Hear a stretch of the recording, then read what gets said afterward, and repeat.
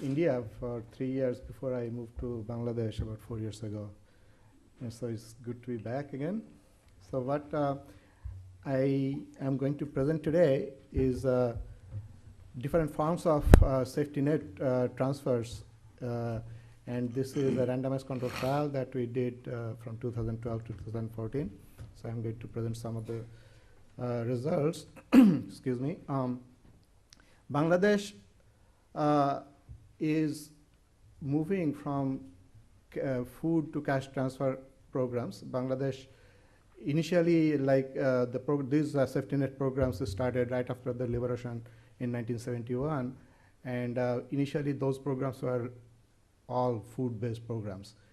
And now about still 60% of the programs are food-based, but there are new cash programs coming. So there is a lot of interest, what is better, food or cash.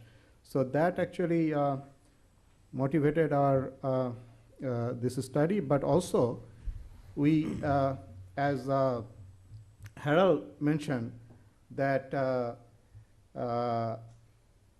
nutrition impacts, this is the slide that I'm going to show. The most of the studies that have been done by IFPRI and others in Latin America and other countries shows that these safety net programs have impacts on poverty reduction, on food security, on raising income, but very few or hardly any programs show any impact on nutrition. So we wanted to then do this experiment and combine that with nutrition, that is nutrition behavior change communication with food and cash transfer. So that's the motivation for this work that we did in Bangladesh.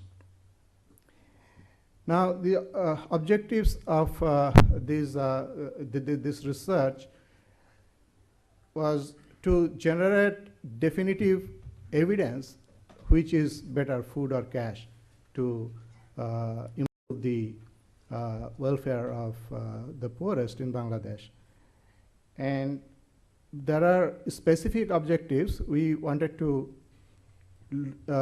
measure impacts of these programs on household income, household food security, child nutrition, and also we evaluated a process of delivering benefits to women. This program is targeted to women only, and so we did also a process evaluation. Now, the basic design of this program, this is a 2-year program implemented by the World Food Program. And we started this in 2012 and ended in 2014. So a monthly cash transfer of 1,500 taka was given to households in the north and in the south. Now, say 1,500 taka is about $18 per month. And this is quite substantial amount of transfer. I'll show you in another slide. But this food transfer contain 30 kg of rice, 2 kg of masoor dal, and 2 liters of micronutrient fortified cooking oil. And then the other one was half food and half cash.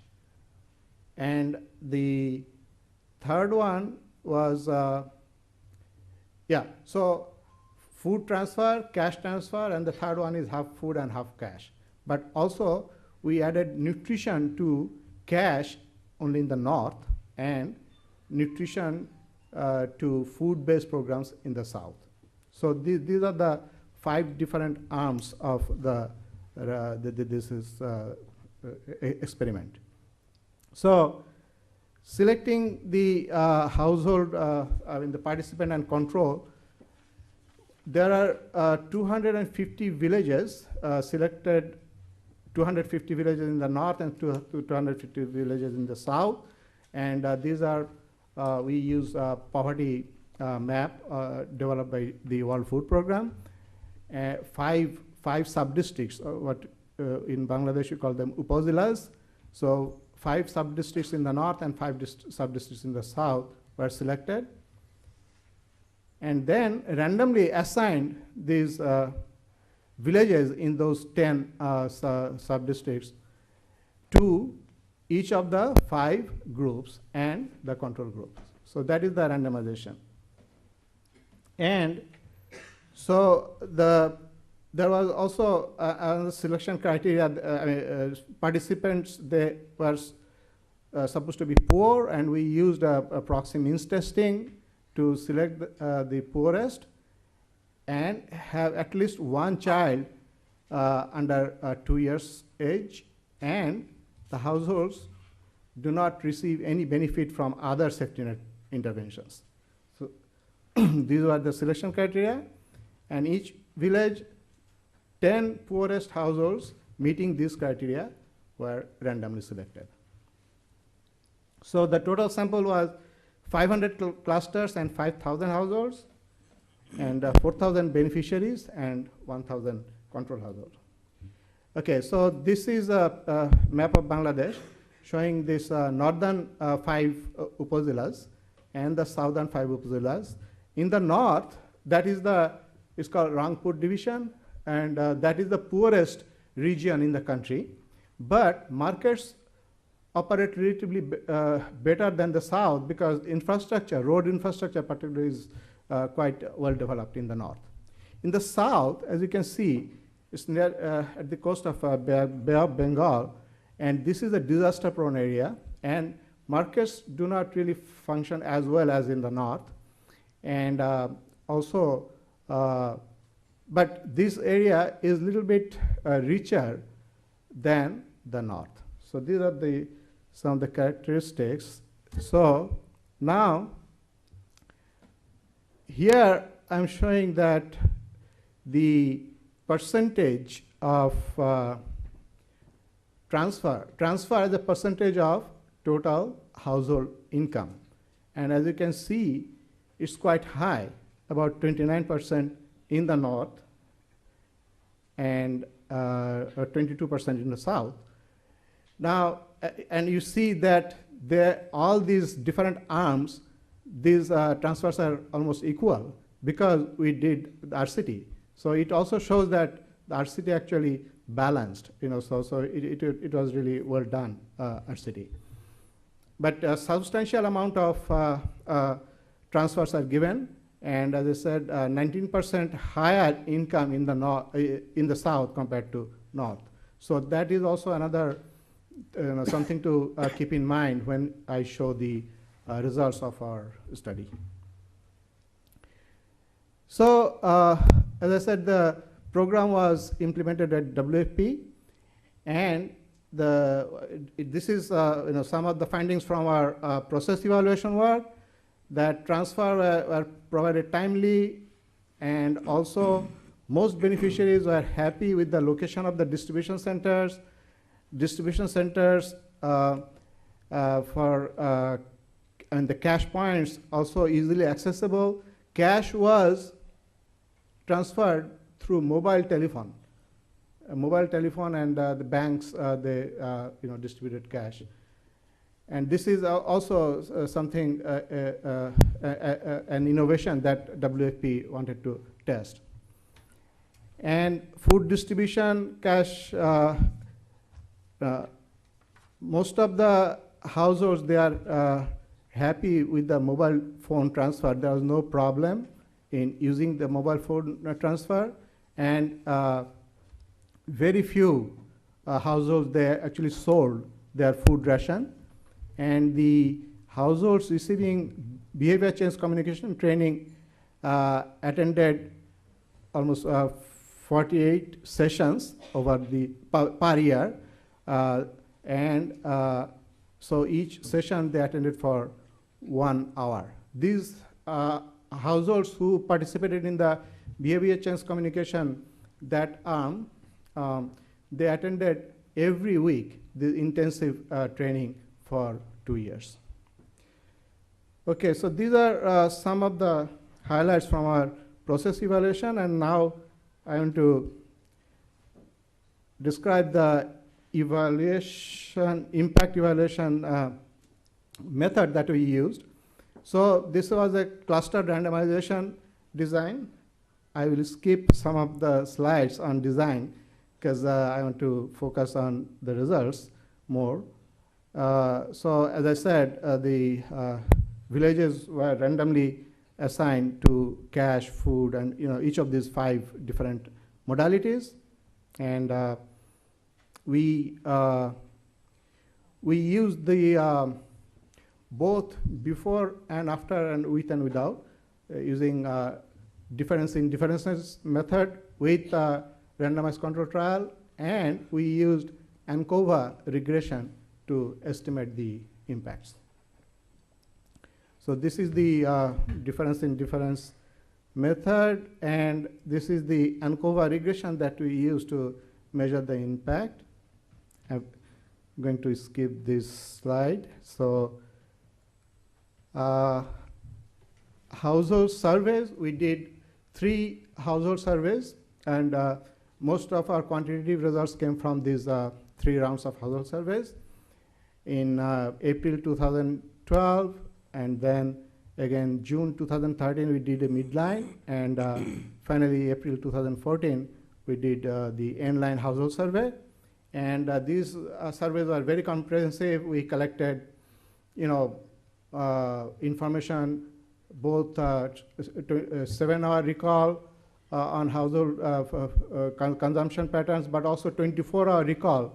Individual consumption was also collected, and we used anthropometric measurements of weights and height of children and their mothers. So, okay, now here are some of the household level impacts of this experiment. Now here in the north, you see cash food combined, and when BCC is added to cash in the north. So you see the impact on calorie intake, and this is intake. This is not from 7-day recall. This is from 24-hour recall. So actual intake data. So as you can see, huge improvement in calorie intakes when behavior change communication is added to cash.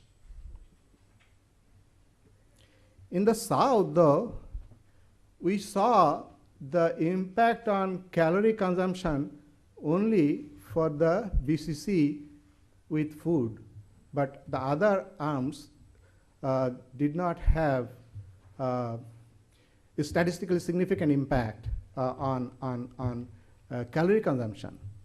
And there are reasons which I will tell you later why we see this kind of pattern between, the difference between north and south.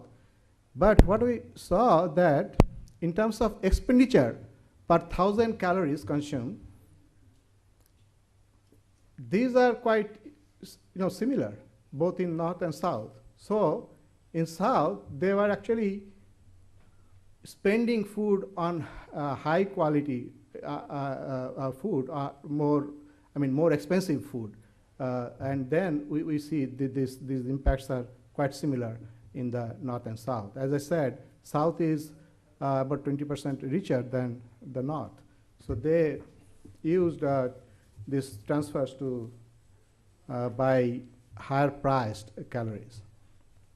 Okay, so the other indicator of household level food consumption is the food consumption score, which Purnima already mentioned. So I will skip these details and going to the result.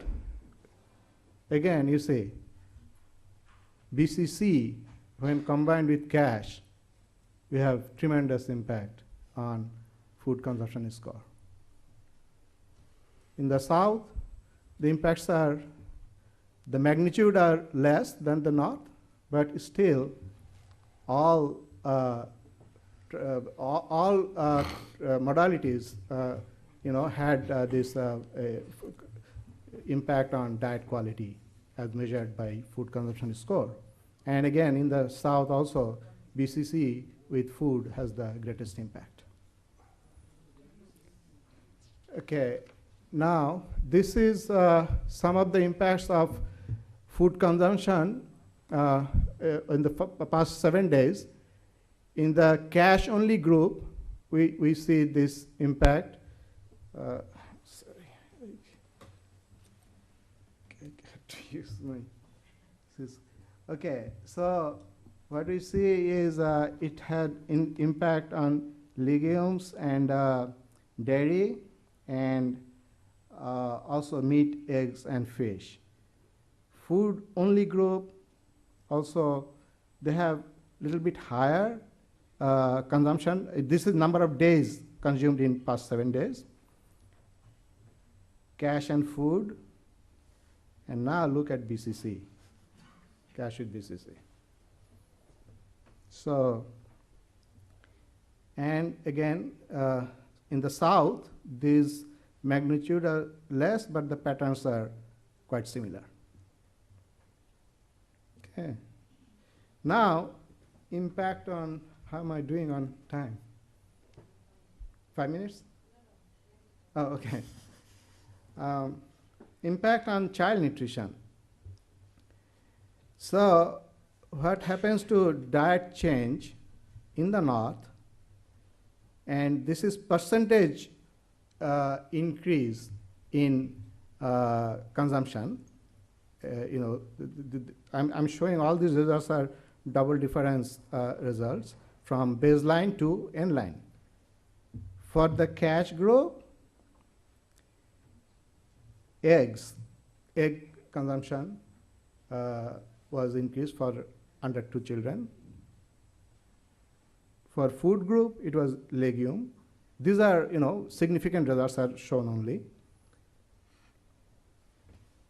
In the cash and food combined, eggs and legumes. And this is what we saw when you combine BCC with cash. Similar patterns also in the South. BCC with food. So, again, it shows that at the child level, dietary minimum acceptable diet, we use that indicator, and we see that huge impact on when you combine BCC with either cash or food. So this is a summary table. So we found that mothers receive their transfer in full and on time in both North and South. Community nutrition workers, they understand the material they're communicating in both North and South. These are from our process evaluation. Mothers exposed to the information, BCC, both North and South. And we also tested whether mothers, they learn BCC messages. We found in both regions they did. And whether they change their behaviors, caring behaviors, breastfeeding, and other caring behaviors in both North and South, that was tested positive. And child diets change, as you have seen, the dietary change. In the North, the impacts were more robust than the South. And finally, nutritional status in terms of reduction in stunting. 7.3 percentage points reduction in child stunting when cash is combined with BCC, which is about 3 times the rate of reduction from the trend. In Bangladesh, stunting rate reduced from 41% in 2011 to 36% in 2014. That's the national figure, which was actually quite fast decline. But this is when we from this result, we find that this combining BCC, nutrition with cash, it gives almost 3 times more impact. So to summarize the findings, so we see that both North and South regions called meaningful improvements in almost all measures of consumption and also income. I mean, I have not seen income and poverty and those measures. We've done all those. I am focusing only on nutrition indicators. But when BCC is added, then we see large improvements than if we just delivered transfers. And we found that BCC encourages the allocation of transfer resources towards a more diverse diet and fewer staples and more nutritious non-staples. In the South, which is a disaster-prone area, but relatively higher income, all 4 modalities have positive impacts on income and diet quality. But food plus BCC has this statistically significant impacts on calorie intake. In both North and South, this transfer modality research, they allow households to consume more expensive and diverse calories. And magnitude of income tend to be consistently larger in the North than the South because of better market access in the North, a likely large precautionary savings. You see, because this southern part of the country is more disaster-prone, cyclones, that happens quite frequently, people tend to save the transfer that they have received. And also they spend more on repairing household, and and also we found that actually they spend more on solar power, so solar panel in the South. So that's quite interesting. But also another interesting finding is that compared to the North, in the South, these transfers actually, those who received transfers, about 22% of them, they reported that their private transfer were either reduced or they did not receive because they received this transfer. So there was this crowding out effect of the transfers that we observe only in the South but not in the North. Okay. So, and in the North, cash plus BCC improved child nutrition status in terms of reducing stunting, but other modalities did not. And in the South, there was no impact of BCC with cash on stunting. So some implications for policy. If policy objective is to improve the diets of poor households, both cash and food transfers are effective. We did not see really much difference between cash and food. Okay. And if the policy objective is to improve nutritional status of children from the poorest household, then transfers alone are not adequate. High quality BCC together with transfers, particularly cash, appear to deliver large improvement. And high quality is emphasized here. The way WFP did this BCC is almost perfect. The curriculum was very good. Purnima contributed to developing the curriculum, and also the training, and the training was not only delivered to women, mother of the child, but also to community members once a month, and also other influential household members like mother-in-law and also father-in-law. So this is a very high quality. Now, how expensive is this BCC? We also costed, it costs about $50 per year per family to deliver BCC. Okay, it's not that high, well, but that's the cost that we have estimated.